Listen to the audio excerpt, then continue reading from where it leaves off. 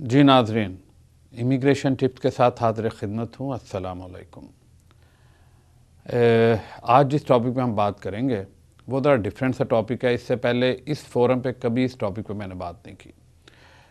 ये है immigration appeals कि हम अपील कैसे कर सकते हैं किसी भी डिसीजन के against.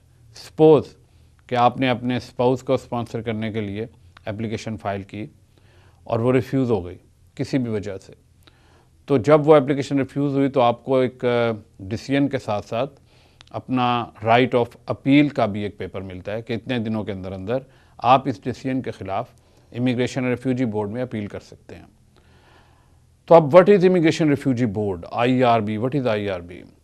Your appeal hearing will take place at the immigration refugee board and the IRB या immigration refugee board is an independent tribunal. It is not a part of the immigration department, citizenship and immigration. ये CIC का part नहीं है and it is not a part of Canada Border Service Agency CBSA. ये एक independent tribunal है. The Immigration Appeal Division is an administrative tribunal that provides an independent review of decision made under the immigration program. The immigration appeal division और the IRB में भी मुख्तलिफ आगे उनके जैसे इमिग्रेशन डिवीज़न है, जैसे रेफ्यूजी प्रोटेक्शन डिवीज़न है, इसमें एक इमिग्रेशन अपील डिवीज़न है। आप जब भी किसी भी इमिग्रेशन प्रोग्राम के ख़िलाफ़ अपील फ़ाइल करते हैं तो वो जाती है इमिग्रेशन अपील डिवीज़न में या IAD में।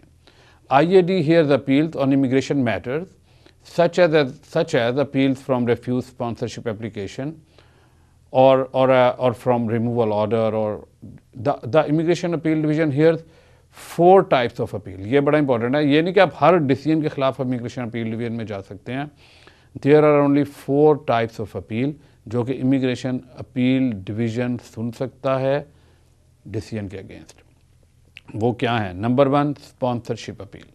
किसी भी किस्म की स्पॉन्सरशिप, आप स्पाउस को स्पॉन्सर कर रहे हैं, आप अपने बच्चों को स्पॉन्सर कर रहे हैं, आप अपने पेरेंट्स को स्पॉन्सर कर रहे हैं, आप अपने ग्रैंड पेरेंट्स को स्पॉन्सर कर रहे हैं, आप HNC ग्राउंड के तहत अपने किसी रिलेटिव को स्पॉन्सर कर रहे हैं। यानी कि अगर आप फैमिली स्पॉन्सरशिप कर रहे हैं और वो स्पॉन्सरशिप अपील जो है वो अगर आप वो एप्लीकेशन जो है वो रिफ्यूज़ हो जाती है तो आप उसके अगेंस्ट इमिग्रेशन अपील डिवीजन में अपील फ़ाइल कर सकते हैं। और number 2, appeal from a removal order issued by an officer of the Canada border services agency. अगर कोई शख्स इधर है, उसके खिलाफ रिमूवल ऑर्डर जो है वो CBSA Canada border services agency ने रिमूवल ऑर्डर इशू कर दिया। उस रिमूवल ऑर्डर के अगेंस्ट भी आप इमिग्रेशन अपील डिवीजन में अपील फाइल कर सकते हैं।